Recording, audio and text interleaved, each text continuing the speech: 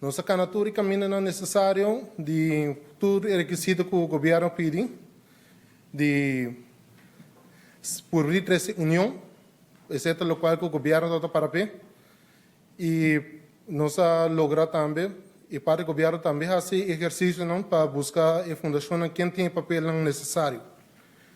De papel necessário, então tem 3 grupos só, que tem todo papel necessário, que está Turtu Racing, Burnout Switch Foundation, que Bonaire Motorsports Foundation. Nós não senta na mesa, não sei assim na leu, nós pedimos, ok, nós vamos trabalhar para uma só união para por lograr a pista que não é Bonaire.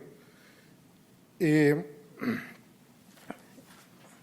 a intenção de nossa curva, de parte do Turtu Racing, avisa nós que na luta prefere para a organização, e agora queda a nossa fundação com Burnout Switch Foundation.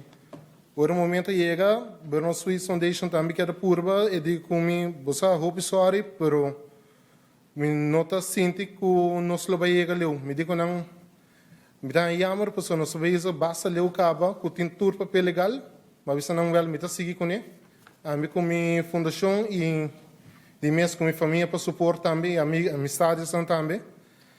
Que nossa busca, nossa falta informação de rede internacional para vir dar informação que não é Bonaire. Agora nossa busca o senhor Manuel da Silva, que é bem Bonaire, para dar-nos ampla explicação tanto na minha e na senhor deputado James Cron.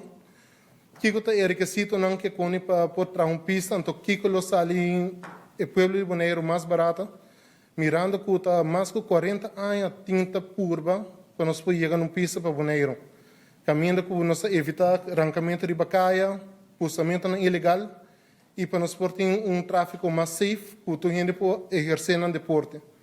Você está 2 horas que nós vamos representar nossa isla fora, que hora que nós vimos aqui quando nós vamos apreciar para que nós fazemos, então aqui não hora que nós podemos fazer, anche de maneira ilegal, vou pedir nós a para nosso auto também que o loader passa riba de.